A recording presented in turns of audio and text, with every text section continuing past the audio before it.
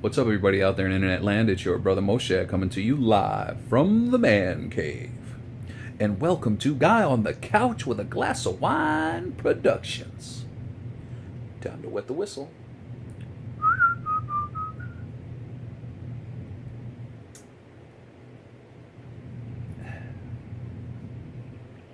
And time to take a toke.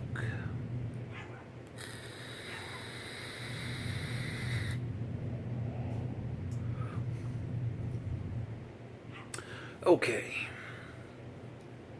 I don't know what I'm going to entitle this one yet. I got to be careful. Since I already had a copyright thing,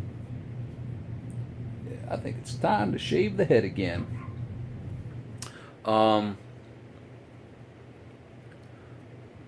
had a friend watch the video, and I did mention this particular college's name, which is probably the reason why I got some sort of a copyright thing that the video couldn't be posted. So this time I'm not going to mention the college campus's name. And then I made another video, First Amendment violation, according to, in my own opinion, and I'm not a constitutional lawyer, and to be honest with you, I really don't care what the law says. I think it's a little bit hypocritical. People do food reviews, they do reviews on businesses all the time, and I highly doubt a majority of them go contact the company's headquarters for permission to do some sort of a review, especially a food review, to put it on their YouTube channel. And I think it had to do something with the fact that I kind of mentioned something towards the end of the video, which I'm going to say again, but I'm not going to be mentioning any sort of hashtag movements or anything that may be copyrighted or not. I'm just going to tell a story like I normally do. Okay. Oh, this is going to be a doozy. And this is kind of inspired by the whole thing that's going on with Brett Kavanaugh and everything else that the feminazis have been throwing down people's throats lately. Okay, now, I used to go to this particular college when I was around 21, 22. I didn't go to the college. In other words, I wasn't enrolled there. I used to go there to party and hang out with friends that I had met on that particular campus. And it was in Purchase, New York. That I can say. Most of the males that went there, majority of them were bisexual or homosexual or belonged to some a part of the spectrum of the whole LGBT community, or LGBTQ. I don't know the others, and I'm not going to be saying it. So there were a good percentage of the females that went there that were heterosexual females, and they didn't want to get with a bisexual male, or they didn't want to get with a gender fluid male, or they wanted a heterosexual male. So it made room for a lot of guys that were off campus to come and hook up with the girls that were there. So being a young, I think 21, 22-year-old red-blooded American male who was looking to hook up with girls, this is where I went to party. I'd go there on the weekends. It was usually a party in the dorms every single weekend, and there were little things in the campus during the week. And I hung out there for about a good, I think, year and a half, 2 years maybe. And I was dating a particular girl there for a couple of months, and I got to know her friends. She had a friend that lived in a suite. I got to know her and all of her suite mates. We all got along very, very well. And this one particular night, we were at a party in a guy's room. There were copious amounts of alcohol that were drunk or drank. Drunk or drank. That I cannot remember, and I really don't care. And copious amounts of weed that were smoked. It got to, we were playing Truth or Dare. This particular guy that was, he had a single, that was holding this party. He had a reputation for being a creep. The reputation was he would invite girls back to his room, hold parties in his room, and there would always be lots of alcohol there, lots of marijuana there, and he would kind of use that to hook up with girls or get laid or do whatever he had to do for himself. There were no sort of rape rumors. I hadn't heard any rape rumors. But this is kind of what I heard. A guy that would get girls drunk in order to lower their inhibitions so he could hook up with them. Which is a little creepy if you ask me. Even back then when I was that young.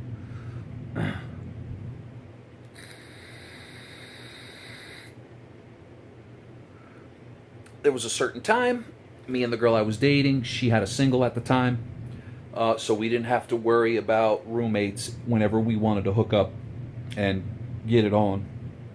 We could do so.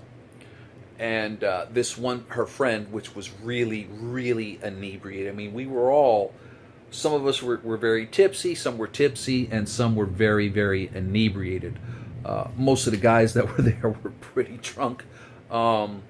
She was right on line with all of the guys. And I'm sorry to tell you, but in a very general or stereotypically way of speaking, women are the fairer of the sexes. So because of that, me and her friend, and there's a rule of thumb, you go to a club together, you leave the club together. You go to a party together, you leave the party together. Especially if you see if one of your friends are very inebriated, you want to make sure they get home safe. We both sat there with this girl. We tried to convince her to leave. Oh, and this guy that was throwing the party, he was being very, very flirtatious to this one particular girl, and she was responding to him. Not in a, I wouldn't say like a hussy lush like I used to call them, but she was responding to him. Letting him know in a very subtle to straightforward way that she was open for his flirtations, and she made little comments that you could tell she found him physically appealing or physically attractive. We talked with this girl about, I would say, close to about 15 to 30 minutes, trying to convince her, reminding her of his reputation, and she started to get a little irritated, and we both decided to leave. We went back to her room. We handled our business, and then came the knock at the door early in the morning, and it was a very frantic knock. The best way I could describe it is a police knock, which I have experienced, and it's very distinct. And of course, I was the one that got up, opened the door, and I just opened the door, and you could tell by the look on her face, there was just something. Oh man, my nose is itching. There was just something off. She was very upset, you could tell. And then she looked at me, and then you saw the tears start to roll down her cheek. And I went to put my hand on her shoulder, offer some sort of male support, male comfort. I went to go give her a hug, and she pushed me back and away, and don't touch me, and I need to speak to, I can't mention her name, so-and-so. And it was very off-putting to me, because anytime I'd ever, we were close, we were hanging out for months on end. This girl, every time I left her or saw her, there was always a kiss hello, kiss goodbye on the cheek, warm hug, and there was nothing, nothing sexual about it. Not saying that she wasn't a very attractive female, because she was. It's just, I'm dating your friend. I would never do that. That's just disgusting. Even in my younger years, I never ever did that. And she came in the room, and I was standing there at a distance, and she just flipped out. She didn't want me around her. She was screaming, cursing at me, and you could feel just the fear and the angst being around another male. Basically, the story was that she had passed out drunk, and when she came to out of her drunken stupor and she woke up, The guy already had a condom on, was inside of her, and was in the process of climaxing when she woke up. And I'll be honest with you, if I was on the jury and I heard all the corroborating stories from character witnesses, people that experienced her towards after the act had allegedly happened, and seeing all the evidence, both physical and circumstantial, I most definitely would have said guilty as charged. Now, this particular guy, he was an auxiliary police officer, and his father was a higher up in the local police department. We went back to her suite. We ran into one of her suite mates that had a boyfriend that I was very close to. This guy was a big guy. He was like 6'1", 6'2", amateur bodybuilder, and he was a kung fu artist. He had been taking kung fu since he was like 13 years old. And the minute both him and I heard the story, I had heard the story first, rage, anger, unadulterated rage and anger. And you can call me what you want, and you could say I have white knight syndrome. I was raised in a very old-fashioned way and in a different time where men were raised to provide safety and to protect women. And it's not white knighting, if you ask me. And we went down to this guy's room, knocked on the door.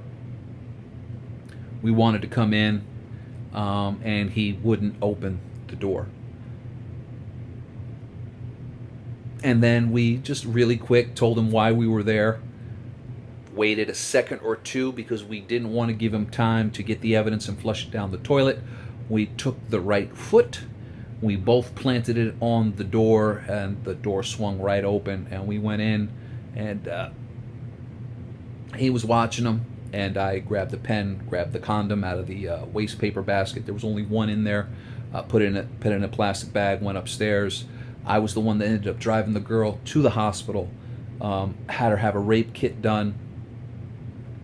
I do believe, I'm like 99.99% sure that this girl ended up taking a shower, which is a big mistake. You're washing away all the physical evidence.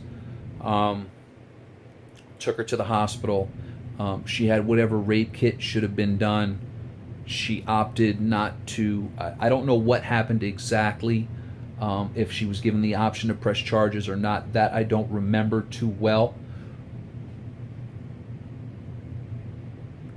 Wow, I actually missed out on a lot of these little bits and pieces the first time. See, it's why it's important sometimes to keep going over past experiences. You start remembering more. We brought her home. I wanted to take her to the police department. She did not want to go. That I remember for sure. She never ever saw it to the end, and I think she was on campus for maybe another week, and then she left, and I think maybe the girl I was dating heard from her once, and then just stopped returning phone calls, and this was before social media and all that other stuff. No one really heard from this girl ever again, and she stopped going to college because of this experience. I'll say an alleged rape. I believe that she was raped, and I think it's horrible what happened to her. But with that being said, and a lot of you are not going to like this, women are the fairer of the sexes.